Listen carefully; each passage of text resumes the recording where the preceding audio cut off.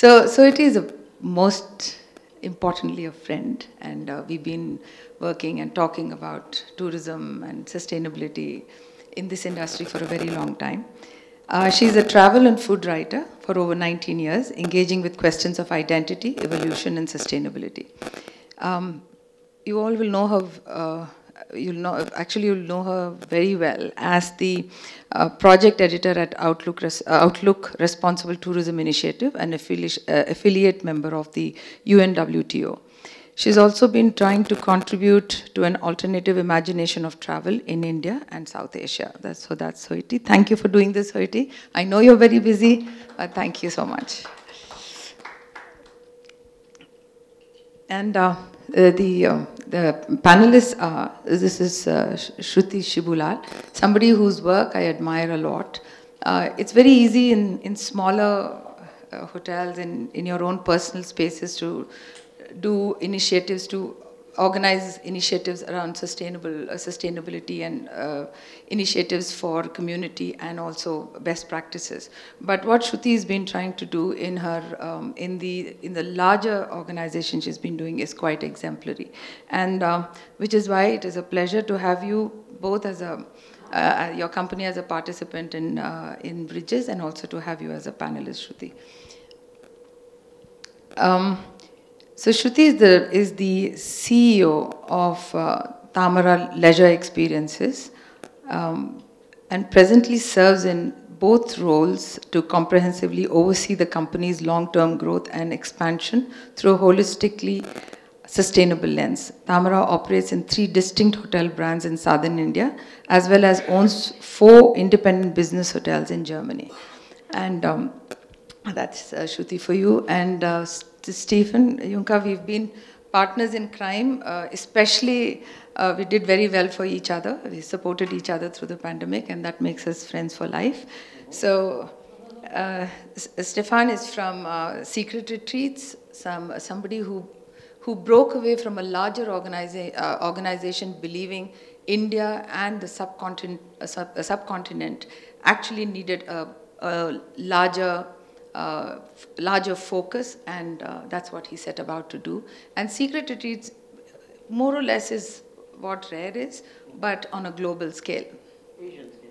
On an Asian scale, okay. But you promote globally, right? Yeah, so that's what I meant. So that's Stephane for you, and over to Soity. And if Rigzin joins in, you have to introduce.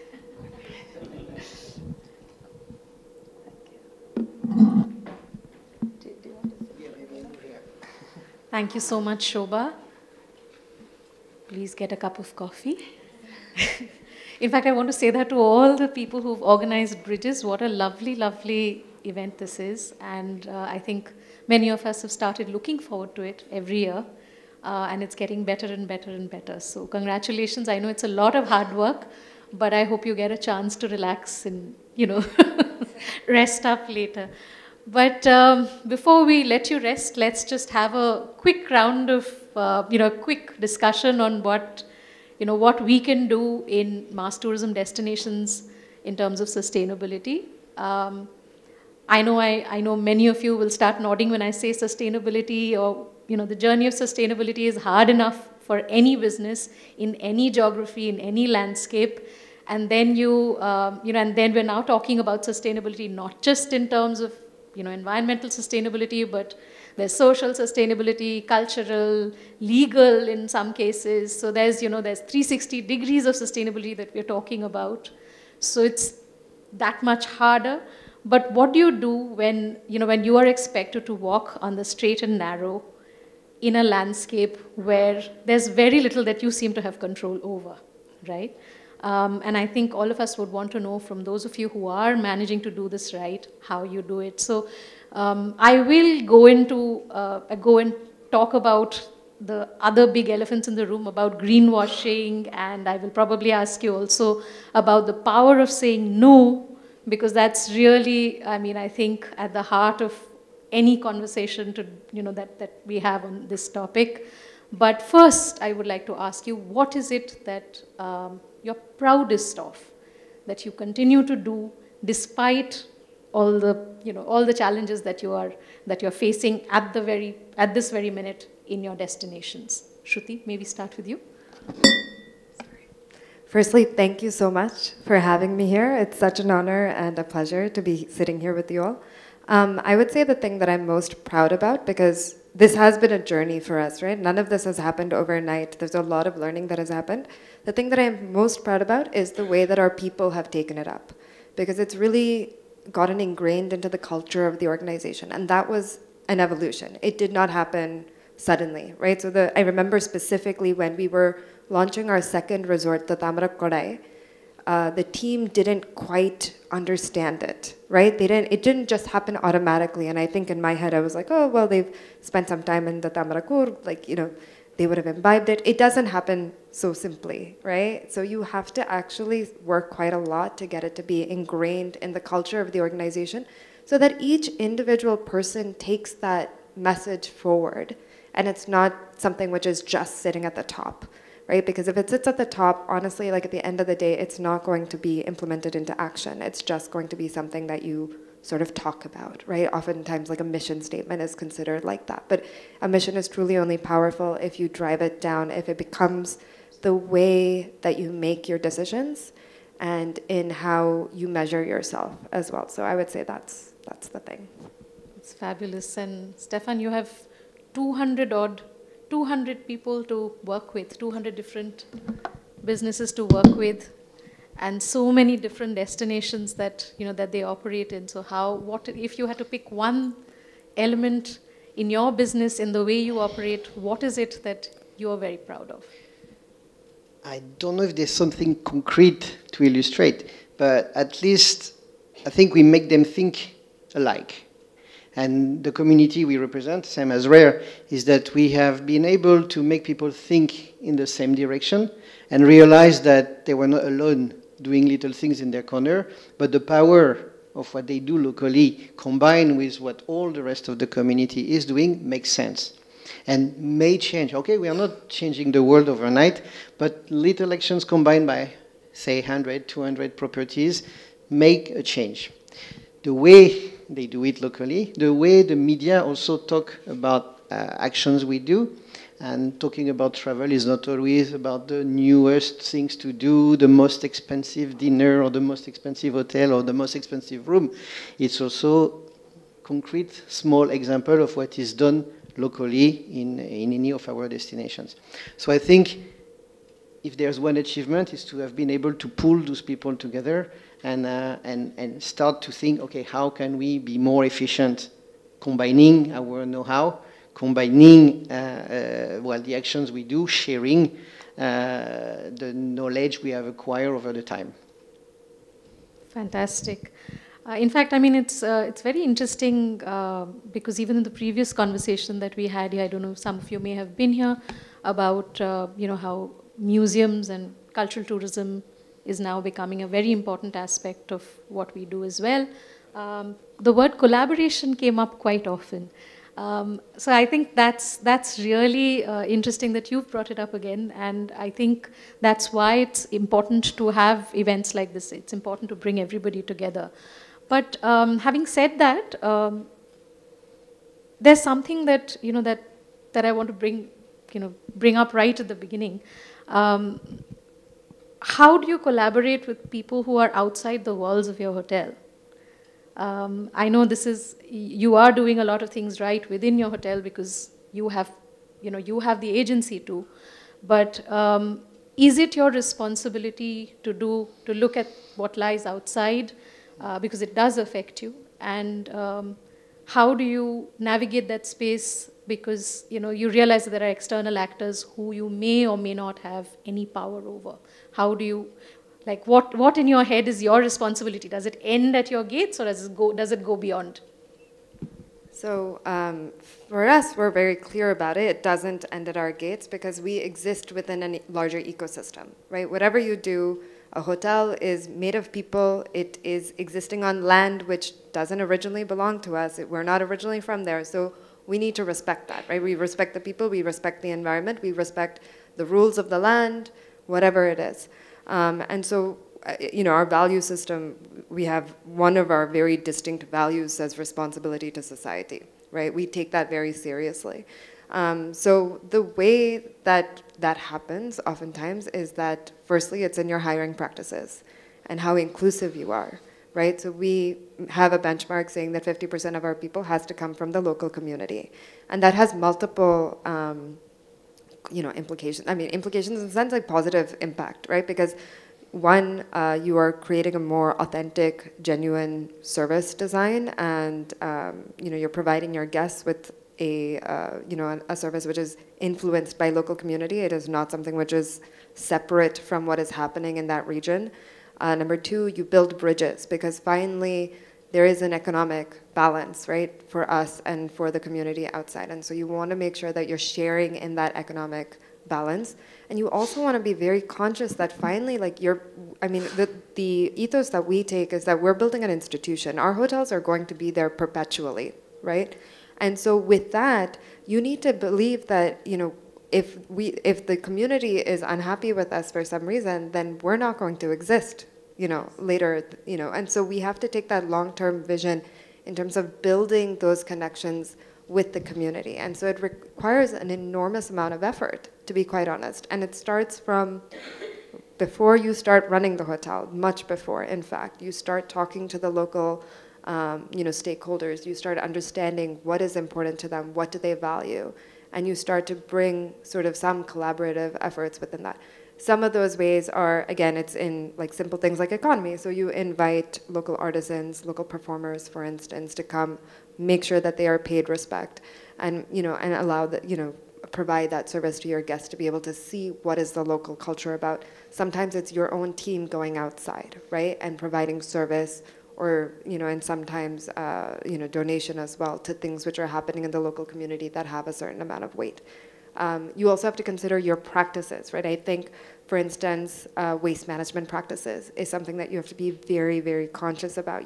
I don't want to leave the place that I'm in or allow for the place that I'm in to become polluted. So my waste management practices has to be at that level. And it's got to be intentional, right? Which means that this doesn't sound very glamorous, but like your SDP is functioning correctly. You're not discharging, polluted water into the local water supply. Things like this, right? You're using the correct recycling processes. You're not burning waste. Like these are all little things which make a difference finally, and we take that responsibility very seriously and make sure that it's all implemented in process and not sort of vaguely up in the air. Fantastic, because I think it's interesting how what happens inside is also reflected outside, and there are other people who are following the lead, one hopes. If you're successfully doing this, and if you still manage to get a lot of people, there will be others who will follow. That's the hope. But Stephane, in your case, you're a resident also of a place which is, according to moneytransfers.com, it has the top 3 overcrowded, over-touristed places are listed in Thailand. I think it's Phuket, Pattaya, and Krabi. And you live in that country as a resident now for several years. So how do you see the responsibility of businesses like hers, like everybody else's, in a place like that? Well, anywhere actually. I agree with you, it's way beyond the borders of the property, beyond in space and beyond in time. In time, as you mentioned, it's how you source your material, how you can reclaim, wood, etc., to rebuild, how you can restore old properties into something new without rebuilding from the scratch. And that's important to start minimizing from the start your impact. If sustainability is balancing your environment, your social responsibility with the communities around, also your economy, because nobody wants really to lose money. The same way as you recruit your people locally, you have a responsibility to teach them, to show them that what you do inside your hotel, well, they have to do it also in the village. Otherwise, it's nonsense to clean only your area, and outside you can do whatever you want. There's also a responsibility to educate. our guests, because it's not only for them to be good at home, it's at the hotel, but to have the right attitude when they come and not expect necessarily. That's what you were saying, when we should learn how to say no sometime. We cannot give anything just because they pay. So concretely, what does it mean?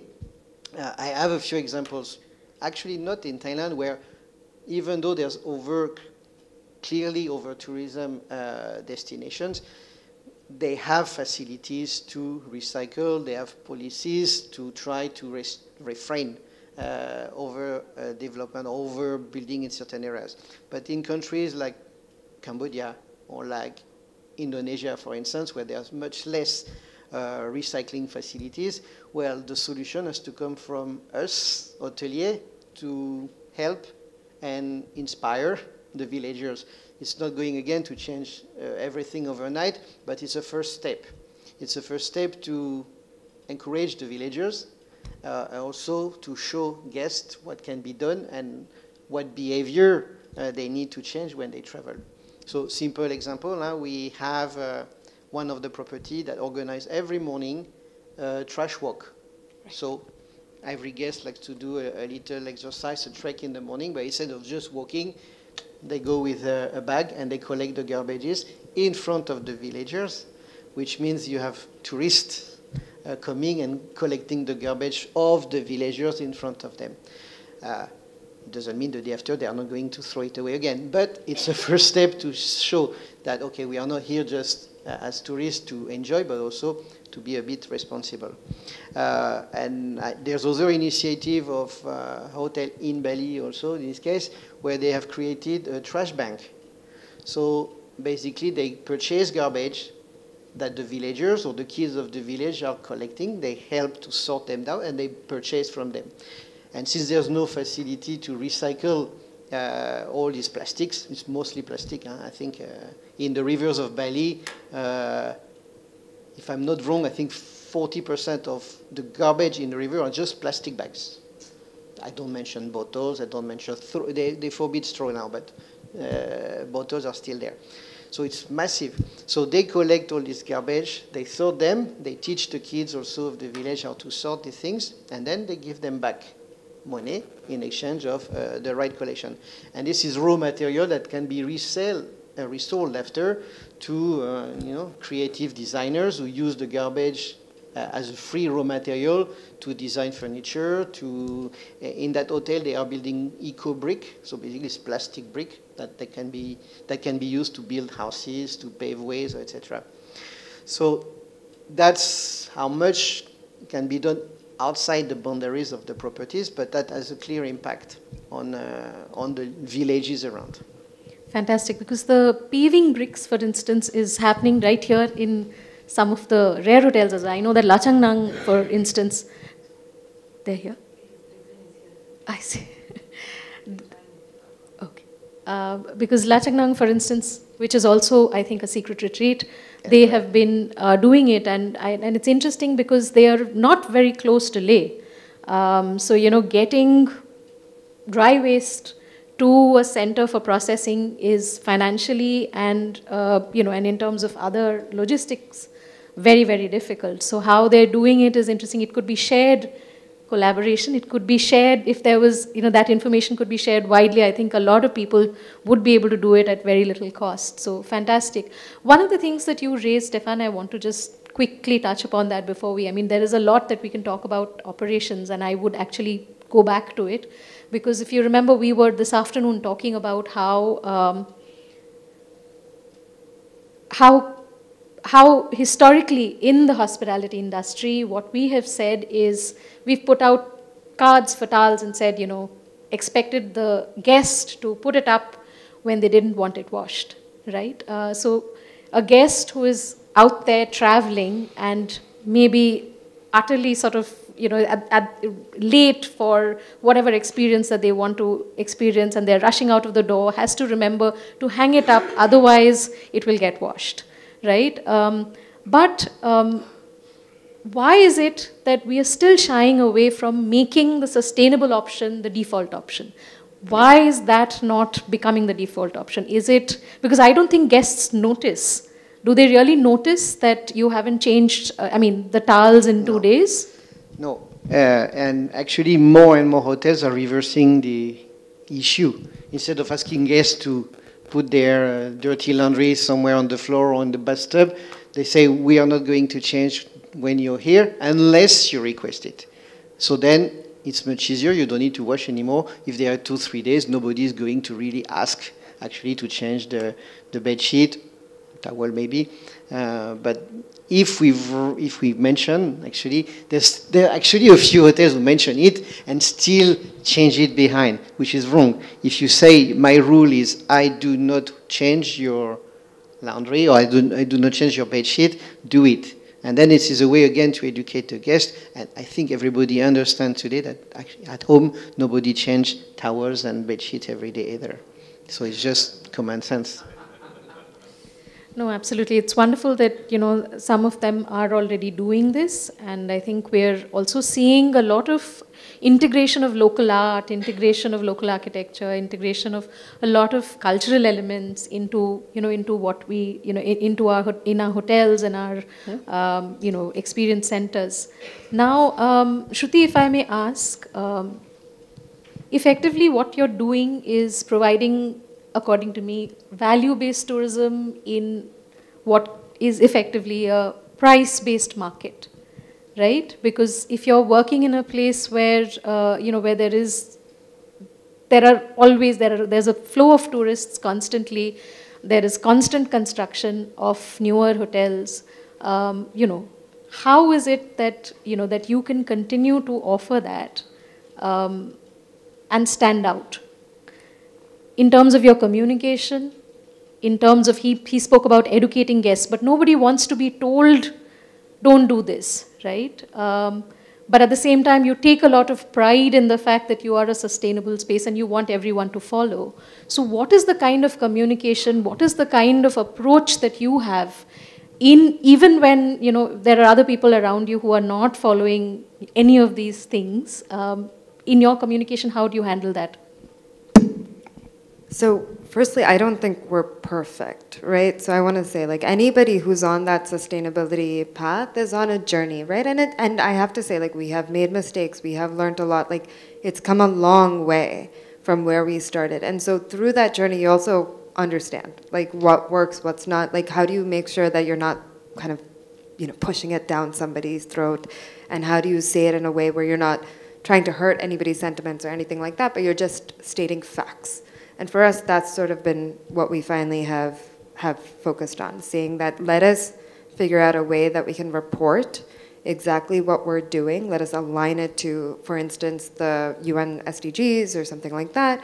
And let's actually just talk about what we're doing and make sure that everybody in the organization understands, everybody outside the organization understands. So it is a lot about education. It's about kind of laying out, saying that here are things that are related to, very broadly, people, planet, and profit, that we are working on, that we are doing, that we're constantly trying to improve. So for instance, we will talk about how many liters of water is getting saved because of, the way that the way that we have designed our hotels, or, many things, like what is our consumption, electricity consumption per room, or what are the materials, like the recycled materials or upcycled materials that have gone into our properties. And so we kind of, the way that we communicate is very fact-based, as opposed to sort of like, larger kind of,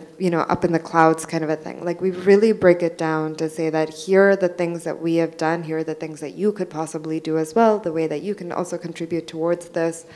And from there sort of allow people to discover more. We also I think finally the best way to do this is really to show people, right? So in our hotels, yeah, so we do walk arounds. We make sure that people understand, there's we're very proud of some of these areas, right? So if you go to Tamarakur, that whole waste segregation and composting area, which is very significant. We're on a 180 acre organic coffee plantation. So imagine that compost that we do is actually really going right back to where it needs to be. You know, we're putting it right back into the plantation. So we're very proud of that area where we're doing that work, and we show it off and we say, like, listen, like, this is something we want you to know about, and this is how you've contributed towards our journey. Yeah. Is that what helps you combat greenwashing? Yeah, I think so. Like, we're very clear that, like, you know, we won't do things just for the sake of doing it. I think, like, for instance, you were talking about saying no. Yesterday, I was in a meeting and something was brought to me, and it would have been literally like a stamp on our website, right? Nothing else. And we said no to it. I said very clearly, like, if we're doing something, let's push the envelope. Let's make sure that we stand up for something. This is nothing that we're doing is meant to be a marketing gimmick. It is meant to be because we believe in this mission that we should be an organization which is doing good, while also performing and doing well, right? So I think that is so core to us that the point is, for us, like, if we're doing something, let's look at it very tangibly. We also look at things very economically. I think that, you know, sustainability often has there is this impression that it's extremely expensive. It's, you know, it's a big cost center. And I think the way that I have often looked at sustainability has been that how can you figure out how to make it financially viable, right? And how do you design for that? Like, so for instance, very recently we've done a number of solar implementations. Solar was not affordable to this point 5-6 years ago. We did a feasibility then, it didn't make sense. We did a feasibility last year, suddenly it makes sense, it makes a lot of sense. So we said, okay, now is the time to implement, and let's go implement it phase-wise in these hotels to start with, and then further roll it out. It has to make sense. I think that, yeah, I want the ecosystem to catch up to that point, right? And that requires time, but I truly believe that sustainability is going to become sort of the way of doing business and the way of us operating through time. Of course, there needs to be leaders like that show the example of how it can be done, but I think the ecosystem also needs to catch up so that it is an economically viable, there are economically viable solutions. That's the way to really bring it to scale. But until then, you know, there are things that you do that you can't really measure or may not make that much sense, but it's something you do because you feel that it's right. Yeah, that's fantastic. The fact that you brought up there are many things that you cannot measure. You know, and how do you communicate that to somebody else? But you will never compromise on it, you see. So that's fantastic. So Stephane, in connection to what she just said, you work in multiple geographies. You're all over Asia. You have members all over Asia. Mm-hmm. In some places like ours, certification is not the norm. All of us individually, I'm sure all of us in the room have an opinion on whether certification works or not. I can hear the sighs somewhere at the back of the room. But in some countries, certification is the norm. So there is a way of sort of, you know, it's at least some sort of way of battling greenwashing. But what advice do you give to your members who are working in a place like India, for instance, where you know, most people are doing it of their own accord, and they have no way. I mean, you can, like she says, if you are measuring it, you can probably give some of the facts, if not all of the facts. But in a lot of cases, just measuring it is also effort and, you know, investment of time, in, you know, which a lot of people cannot do or haven't done as yet. So what advice do you give them? How do they how do they, you know, sort of combat greenwashing? Okay, so first there's certification and certification. And some big company can be certified just because they have the money to buy their own certificate and define their own criteria. So certification, it could be good. I'm not against, but it's not something we actually ask our member to do. But on the other hand, we ask them to measure.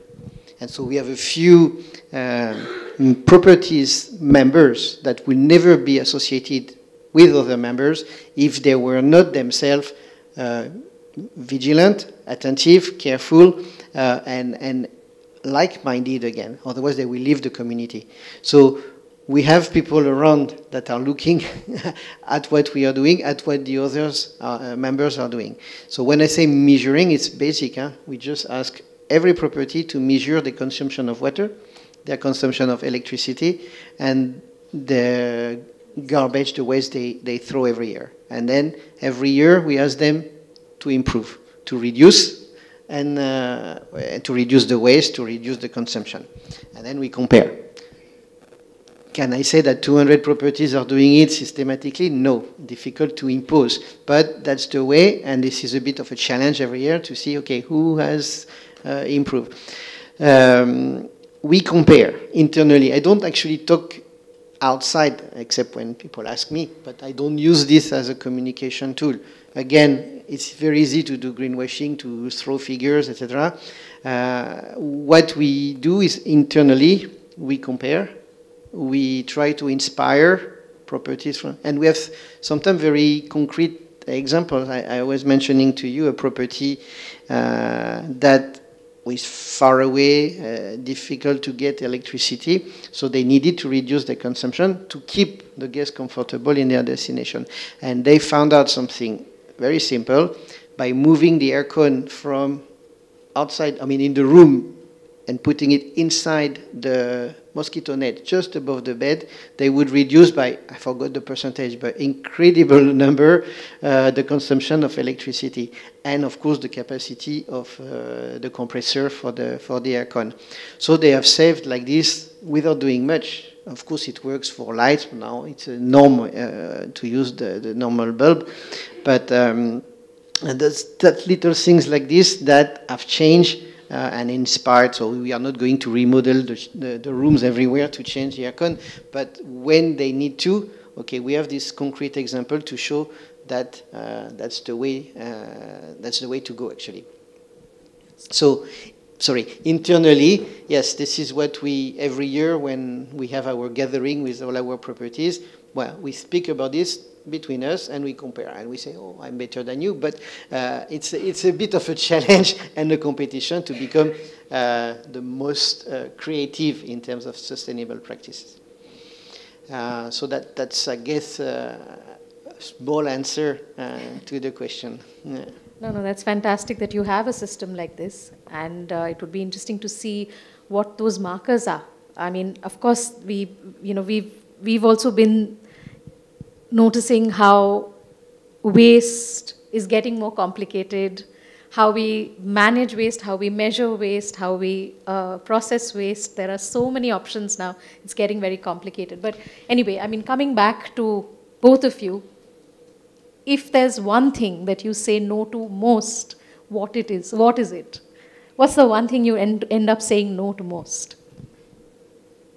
You mean no to guests or no to... Guests. Or even, in terms of operations, something that you refuse to do year on year, no matter what.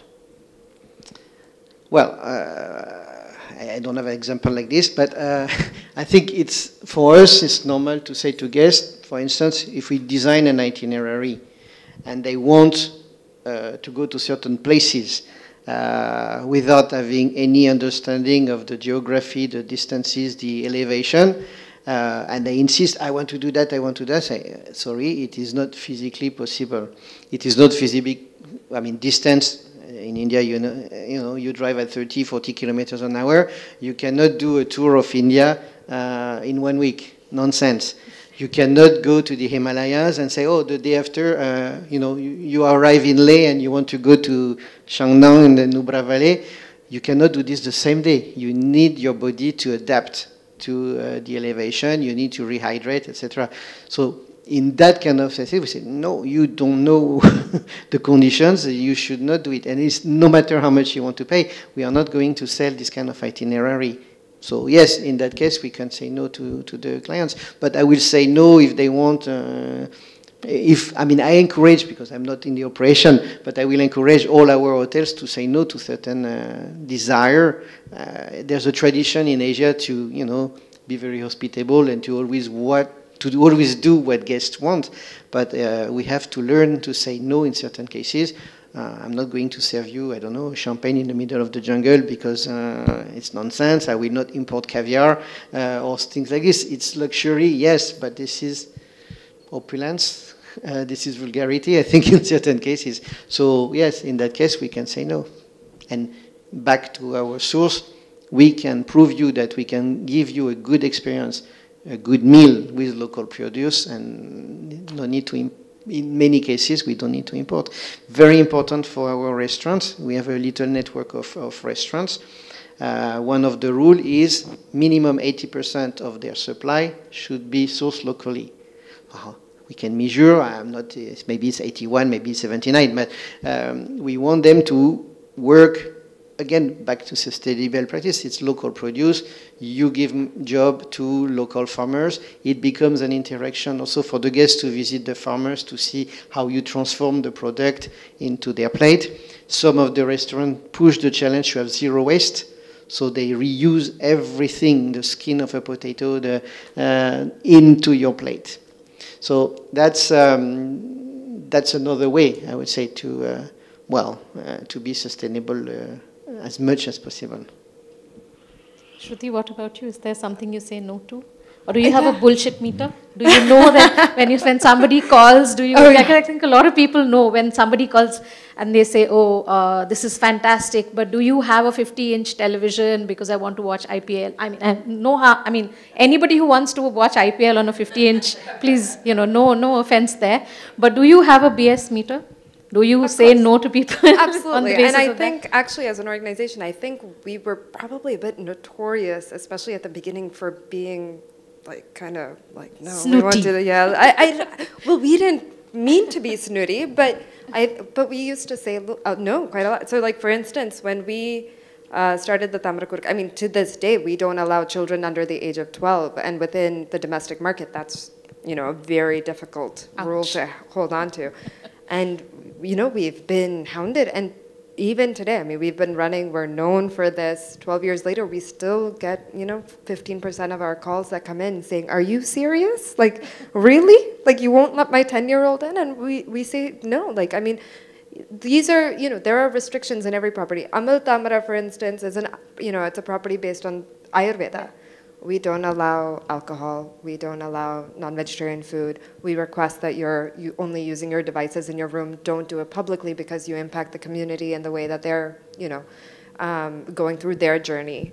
So, we do this. I think every property, from an operational perspective, I'll say, for instance, in our business brand, we don't have cut flowers. We're very specific. We only use plants like succulents, for instance, because we're saying, why do that? They go to waste. And so you find ways in which to adapt to make it, as you said, you position it, and it rightfully so, as part of the experience, right? So in Tamarakur, one of the reasons we didn't allow children is for safety, but it's also because of the environment. We also don't allow DJ parties, for instance, because it's so quiet there.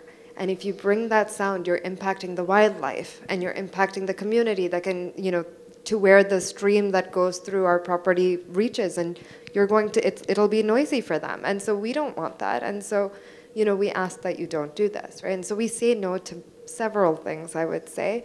We, of course, want to be accommodating to our guests. We want them to understand why we're saying no. But sometimes it's difficult to have those conversations, right? It is hard. I mean, we are a nation that likes to be very hospitable. We have several sayings around this, and it can be very difficult to not come off as snooty, but to genuinely say, hey, listen, we say no because there is this larger impact that we don't want to be a part of, so please stand with us so that we can kind of do the right thing, in a sense. Right, and I think you pay a cost for it. Absolutely. So, and if you're willing to pay that cost, I guess. And I think we need, as management of a hotel, we need to empower our staff also to say no, to measure the situation and to be able to make the decision, not to be afraid that they say no and they're going to be sacked after. Oh yeah, training. You have to train quite a lot your staff, how to do this, and not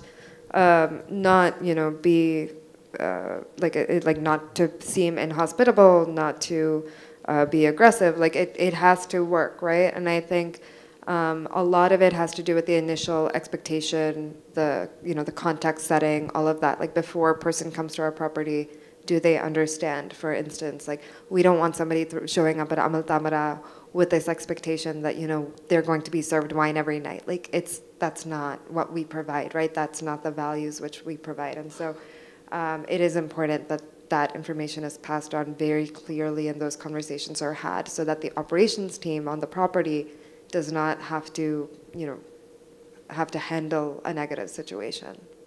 Sure. I had one more, sorry. And there are standards in hospitality that have been set by big players, not caring at all about sustainability.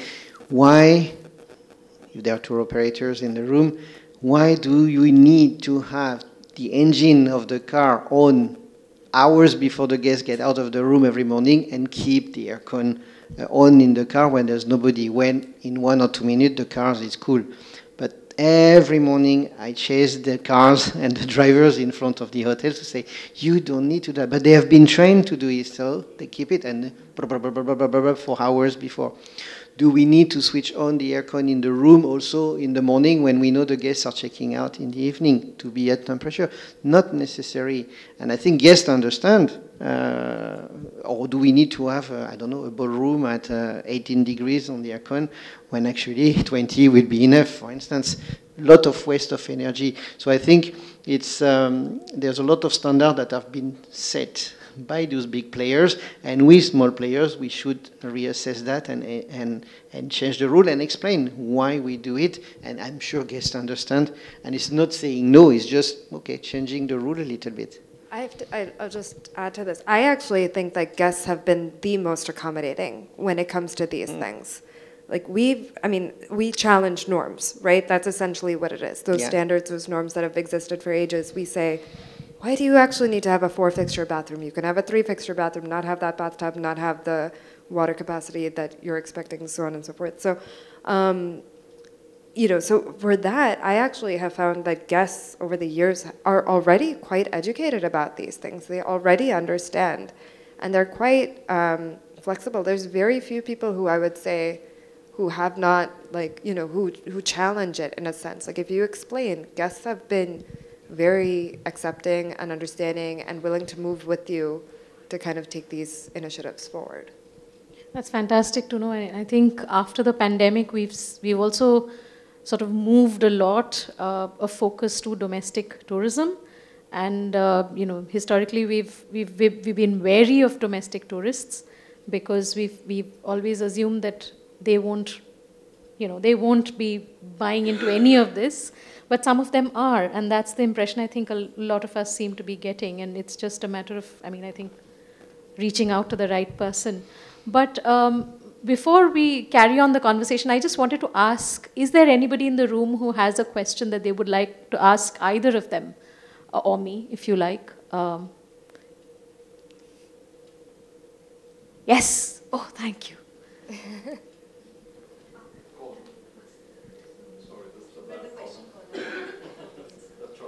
Ladies. Let me go in a circle. So I feel like, tourism is inherently linear and extractive. So even if we try to reduce our water footprint by 10-20%, reduce our waste footprint or our energy footprint, we still have, higher consumption than the local population, and especially in the luxury space, because there's this perception that if I've paid 20K for a room, I may as well take that tub bath. Right? So do you feel like it's time for the tourism industry to now move away from just reduction to regeneration? So how can we actually play a role in regenerating, the water sources of the area that we're based in? How can we play a bigger role in waste management and so forth? Do you think the industry has that role to play? And if so, how do you foresee that happening at your, your property and through your partners? Yes, I think definitely it is our responsibility to go beyond, as we said, what we do within our property. Actually, there's two kinds of situations.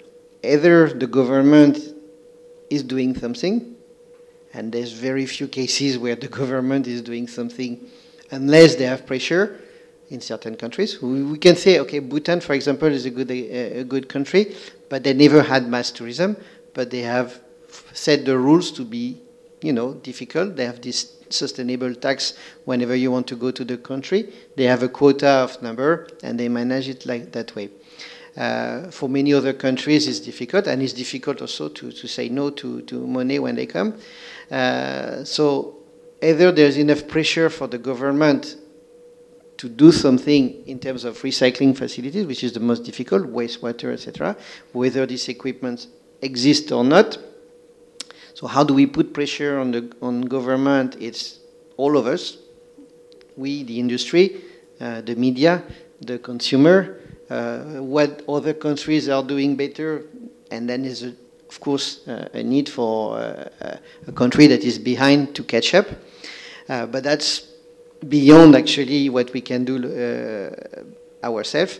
And then locally, yes, we can, as I was mentioning, these trash banks, the small recycling facilities that we can have locally, at least to clean our area and to set an example.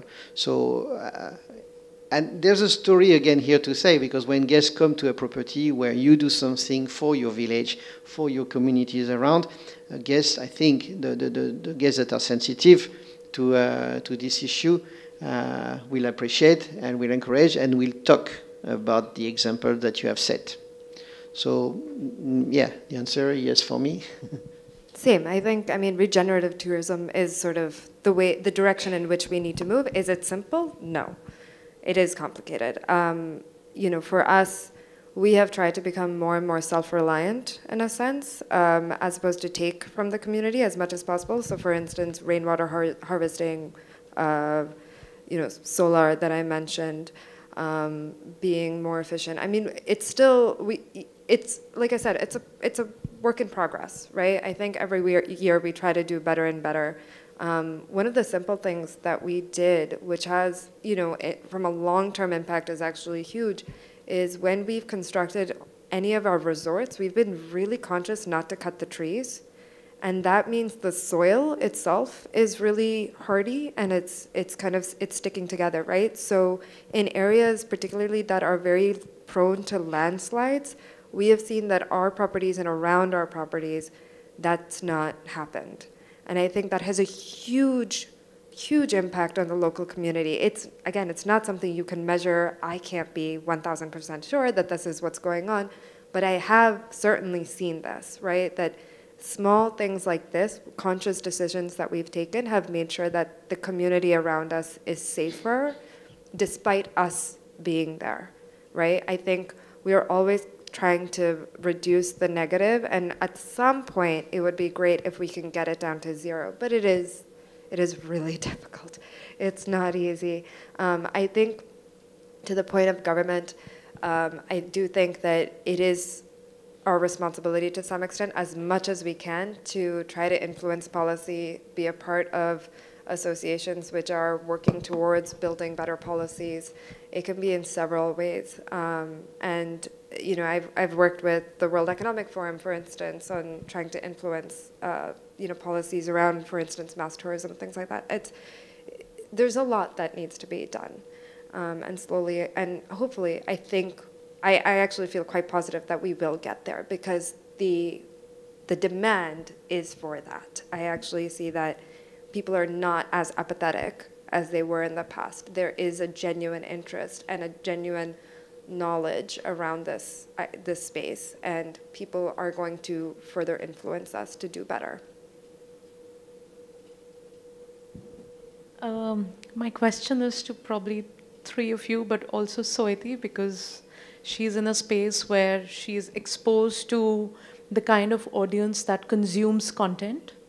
And I would like to pick a line that you said, that sustainability is always perceived to be expensive. And while you create processes that have low carbon footprint and also unit economics kind of works well out for you, I feel that a greater part of, I can't comment on the Asian ecosystem to an extent, but working with indigenous parts of India, I can definitely say that to date, that value has not been able to be passed to the audience at large. And that's one of the reasons, probably you may disagree, that a larger chunk of millennials and Gen Z are not able to afford sustainable properties and experiences.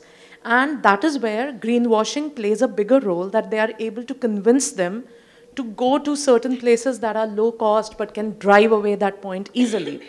So as an industry, do you feel that now is the time that we can, how do we turn around this? Since, if I consider India data also, we are more millennial Gen Z heavy. We are a very young population country. And how do we kind of change that? And I would also like to know that what is the kind of audience age group that gets, because to my understanding, it's still very mature. And we need to move it to a more younger audience. And as industry, as hotel property owners, how do we go about bringing that change? So sometimes I think some things happen magically when we're not noticing them. And I'm saying this with a little bit of confidence, a lot of guessing, but I can tell you this much, that a lot of young people who are traveling, for instance, just follow my thought process for a second.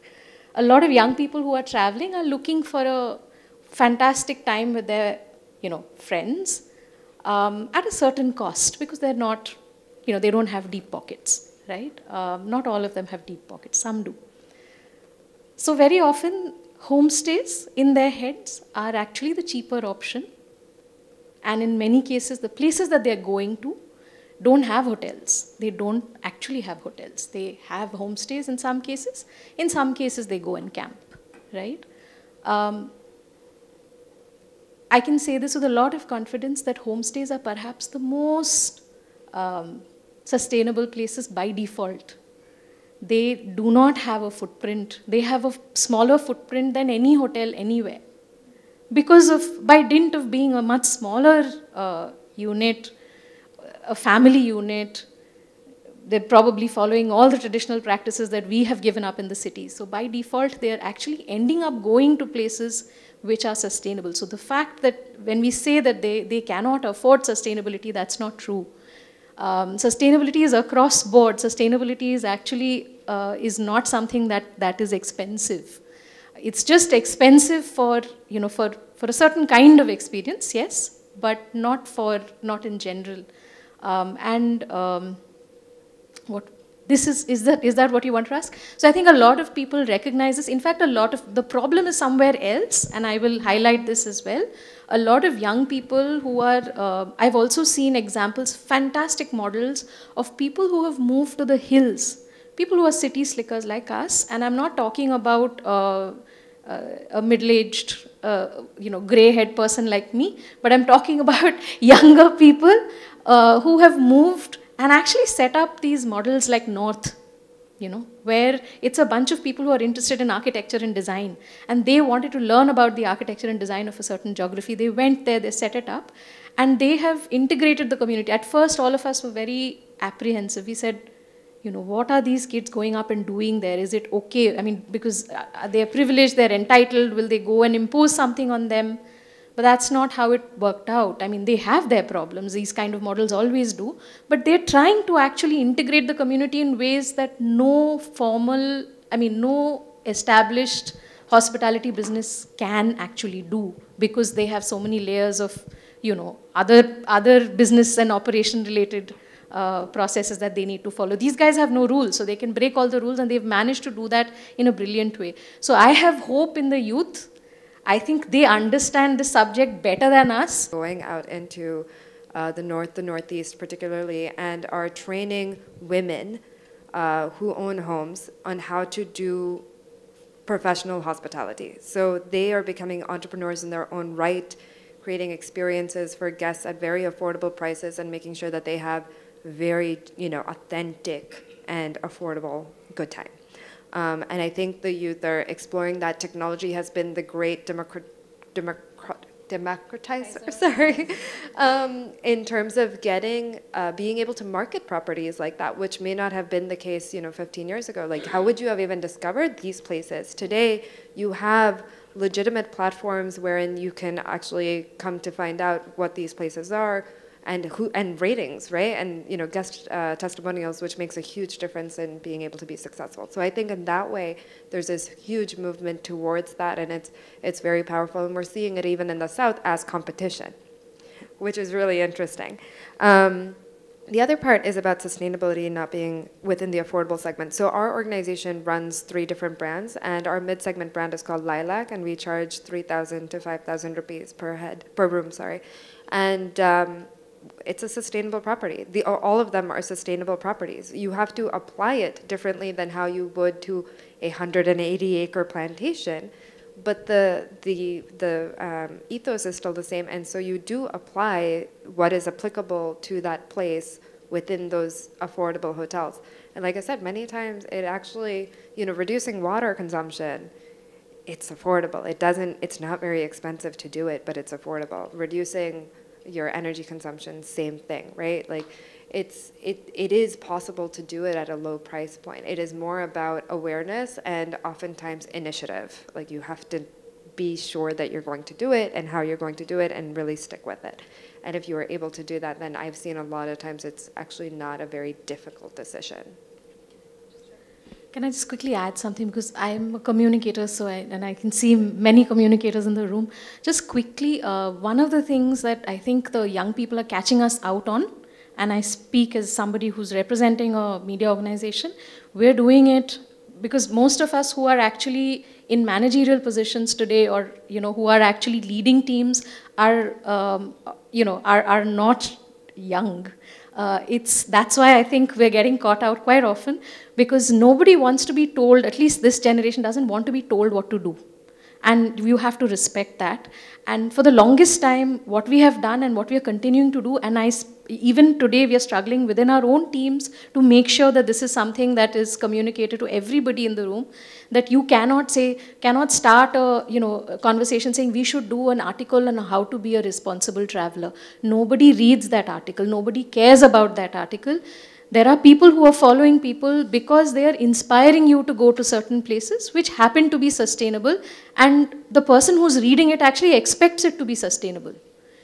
They think it is by default sustainable, so they just want to know whether it's fun or not, whether it is inspiring or not. They assume it is sustainable. Our problem is we're beginning with ABCD saying how to be a sustainable traveler. Please carry a bottle. We will give you a free bottle. It's all about the plastics. And no, AI will not take your jobs, because ChatGPT will generate itineraries, but they will not be good enough for you. We are not working at the pace, we're not thinking at the pace of the youth, and that's where our problem is.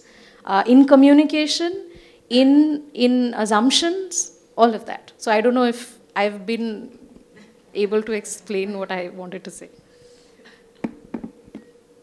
Yes. Hi.